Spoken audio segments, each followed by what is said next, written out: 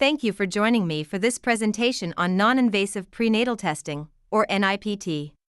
This presentation is based on the ChatGPT's AI. NIPT is a relatively new prenatal screening test that uses a simple blood sample to detect the risk of certain chromosomal abnormalities in the fetus, such as Down syndrome, Edwards syndrome, and Patau syndrome.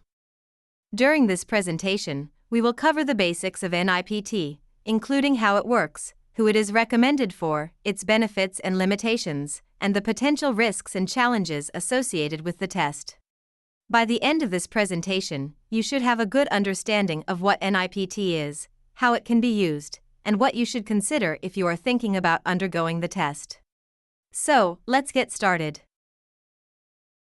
NIPT is generally recommended for pregnant women who are at an increased risk of having a baby with certain chromosomal abnormalities, such as Down syndrome, Edwards syndrome, and Patau syndrome.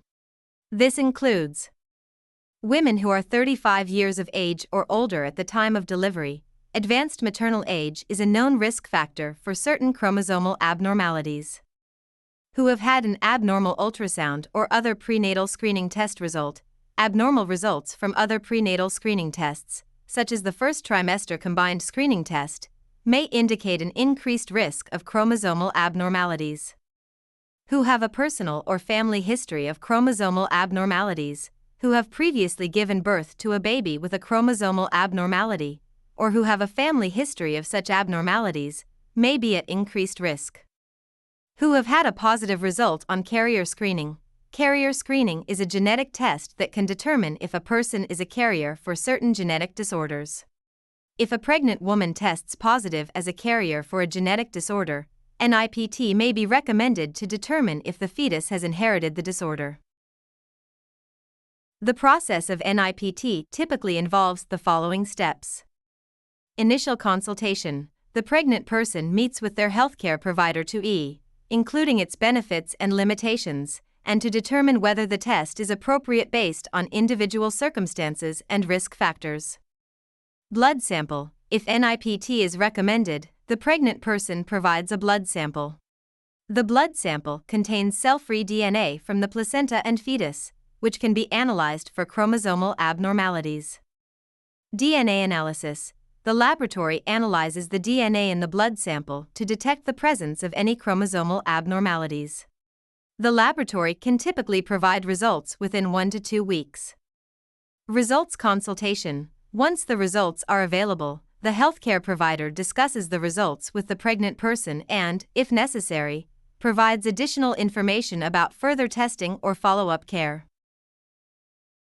It is important to note that NIPT is a screening test and not a diagnostic test. If the results of NIPT suggest a high risk of a chromosomal abnormality, a diagnostic test, such as amniocentesis or chorionic villus sampling, may be recommended to confirm the diagnosis.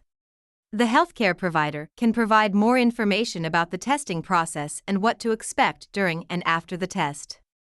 While NIPT is a safe and effective screening test for most pregnant women, there are some cases where the test may not be appropriate or accurate.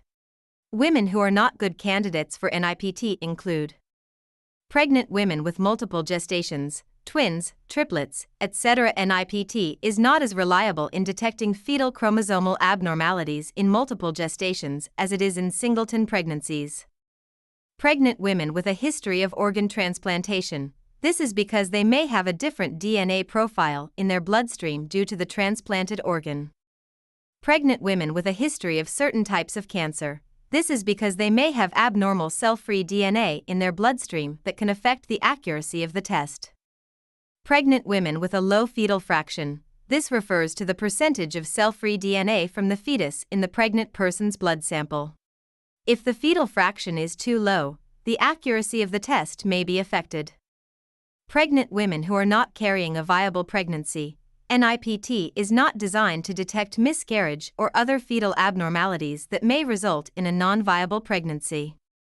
And NIPT also have some issues, like false positive or false negative results. While NIPT is highly accurate, there is still a chance of false positive or false negative results.